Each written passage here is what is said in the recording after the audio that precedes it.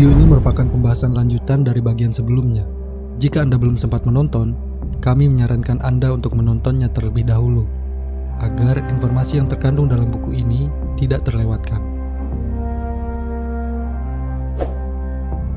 Selamat datang di UC Channel. Kita akan memasuki pembahasan mengenai penggambaran tentang munculnya alat kelamin laki-laki hingga pemikiran Plato yang dikatakan dipengaruhi oleh ajaran esoteris.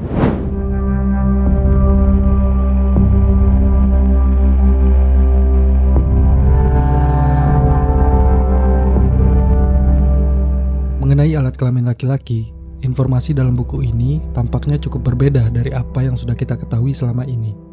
Namun, sebagaimana penegasan dari Jonathan Black sejak awal bahwa pembahasan dalam buku ini diulas dari sudut pandang yang berbeda, yaitu banyak mengungkapkan tentang ajaran-ajaran esoteris.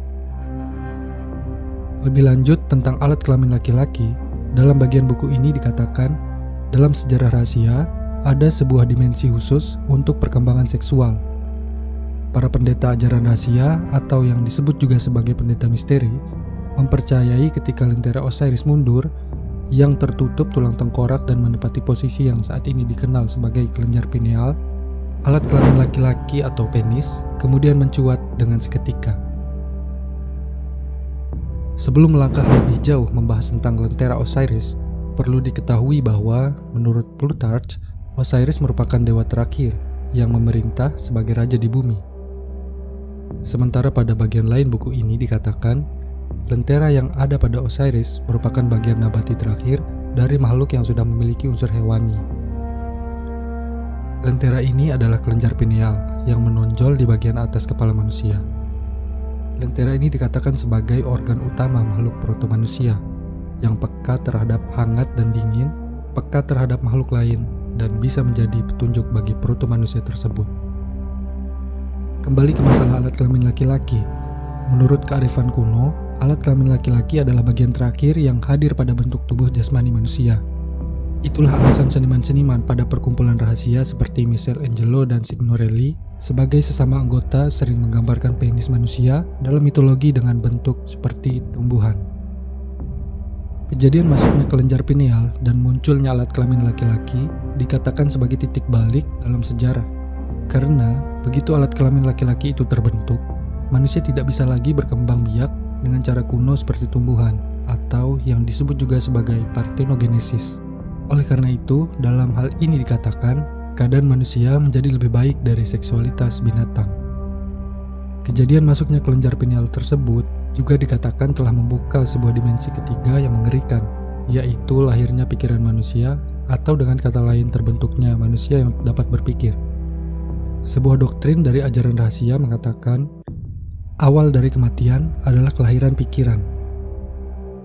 Dalam bagian ini juga dikatakan, pikiran manusia adalah proses mematikan, membatasi pertumbuhan dan umur panjang. Ketika proto-manusia masih merupakan makhluk nabati, mereka tidak mengalami kematian. Kemudian, mereka mulai mengalami sebuah awal dari kematian ketika mereka mulai mengambil sifat hewani. Perubahan bentuk tubuh manusia yang tadinya memiliki sebuah lentera yang menonjol di bagian kepalanya berpindah posisi ke bagian dalam otak yang kemudian dikenal dengan kelenjar pineal telah memberikan perubahan besar pada manusia dalam memahami sesuatu yang terletak pada dimensi yang lebih tinggi. Tulang tengkorak yang keras dan menutup lentera Osiris menyebabkan pikiran kosmis yang diterima oleh manusia telah disaring dan tidak lagi mampu dibaca sebagaimana mestinya. Perubahan ini telah menjadikan adanya halangan bagi manusia untuk mampu berkomunikasi dengan roh, para dewa, dan malaikat-malaikat yang kita tahu mereka memiliki alam yang berbeda dengan manusia. Akan tetapi, perubahan bentuk tubuh manusia memiliki dampak yang baik, di mana apabila tidak ada penghalang yang menyaring pikiran manusia dengan alam rohani atau dengan pikiran kosmis, maka manusia akan kewalahan dan kebingungan dalam menerima berbagai informasi ataupun komunikasi yang datang dari berbagai dimensi. Oleh karena itu, orang-orang kuno khususnya para penganut ajaran rahasia sangat percaya tentang mata pikiran yang diyakini merupakan sebuah kenyataan. Sementara kenyataan yang dilihat oleh mata fisik merupakan pantulan atau bayangan dari kenyataan yang dilihat oleh mata pikiran tersebut. Hal ini sebagaimana yang telah kita bahas dalam video kedua dalam edisi membahas buku sejarah dunia yang disembunyikan ini. Salah satu tokoh yang dikatakan memahami konsep ini adalah Plato. Dalam buku ini dikatakan bahwa Plato adalah seorang anggota ajaran esoteris. Salah satu bagian yang cukup terkenal dari pemikiran Plato tentang kebenaran adalah kisah tentang manusia yang ditahan di dalam gua, di mana ada beberapa tawanan yang diikat menghadap ke dinding belakang gua. Mereka sudah berada di sana seumur hidup dan tidak bisa melihat kemana-mana. Hanya bisa melihat ke dinding gua yang berada di hadapan mereka. Pada dinding tersebut, para tahanan hanya bisa melihat bayangan yang dipantulkan oleh kejadian yang sesungguhnya dari luar gua. Bayangan ini disebabkan oleh api yang berkobar di mulut gua dan orang-orang di luar yang berjalan berlalu lalang. Karena para tahanan ini berada dalam gua itu seumur hidup dan tidak pernah melihat keluar, maka bayangan yang mereka lihat, mereka anggap sebagai sebuah kenyataan. Kiasan yang dilontarkan oleh Plato tersebut merupakan sebuah perumpamaan tentang cara manusia berpikir tentang kenyataan.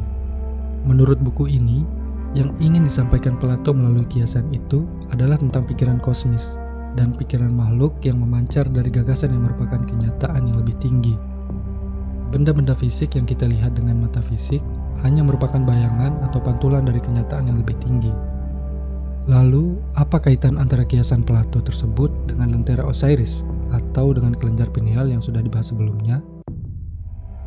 Dalam buku ini Black mengatakan, gua di sini adalah atap tulang dari tengkorak gelap, ruangan dari tulang yang dibungkus daging. Plato diklaim telah memahami dan sadar tentang mekanisme lembut dari pembayangan dan pemantulan yang terjadi di dalam tengkorak manusia, fisiologi okultisme, dan fisiologi doktrin rahasia. Dalam fisiologi esoteris, ketika kita mendapatkan firasat, kelenjar pineal kita mulai bergetar, dan jika disiplin spiritual digunakan untuk meningkatkan dan memperpanjang getaran itu, ini mungkin akan mengakibatkan terbukanya mata ketiga yang terletak di tengah-tengah alis. Orang-orang kuno sudah lama mengetahui dan memahami tentang kelenjar pineal ini. Mereka paham tentang cara pengaplikasiannya, sehingga mereka bisa menggunakannya untuk meningkatkan kesadaran dan merubah keadaan. Mereka melihat kelenjar pineal ini sebagai sebuah organ wawasan dari dunia yang lebih tinggi, sebuah jendela terbuka pada kecemerlangan dan keajaiban tingkat spiritual. Jendela ini bisa dibuka secara sistematis dengan bermeditasi dan praktik rahasia lainnya, sehingga dapat memberikan peningkatan pada penglihatan. Kisah Osiris pada video kami sebelumnya merupakan bagian 6 dari buku ini. Menurut Black, mitos tentang Osiris tersebut memiliki berbagai makna dan penafsiran. Salah satunya adalah tentang kesadaran. Dalam hal ini, Osiris yang mati dan dibangkitkan lagi dalam kesadaran yang lebih tinggi ditafsirkan sebagai sebuah keadaan bahwa untuk mencapai kesadaran yang lebih tinggi, maka kita terlebih dahulu harus meninggalkan kesadaran lama, kesadaran yang terjebak dalam dunia material. Selain itu, kisah tentang Osiris memberikan sebuah gambaran bahwa kekuatan seks, kematian, dan pikiran memiliki hubungan yang erat untuk menciptakan kesadaran manusia. Orang-orang bijak kuno mengerti betapa kematian dan seksualitas penting untuk membangkitkan pikiran. Mereka juga mengerti tentang kesadaran pikiran bisa digunakan untuk memanipulasi kekuatan seksualitas dan kematian untuk mencapai tahap kehidupan yang lebih tinggi. Akan tetapi, seksualitas yang dipahami oleh orang bijak kuno berbeda dengan cara kita memandang seksualitas hari ini, di mana kita masih terjebak dalam pengertian seksualitas pada tingkat materialistis. Pada dunia kuno, sperma dipahami sebagai sebuah ekspresi dari keinginan kosmis, kekuatan generatif tersembunyi dalam prinsip keteraturan seluruh kehidupan. Setiap tetes sperma dipercaya berisi sebuah artikel prima materia yang merupakan cikal bakal dari segala yang dibuat. Berbeda dengan manusia hari ini yang sangat jarang memiliki pemahaman tentang hal tersebut. Namun, hanya orang-orang tertentu yang memiliki kesadaran tentang fenomena seksual seperti yang dipahami oleh orang-orang bijak kuno.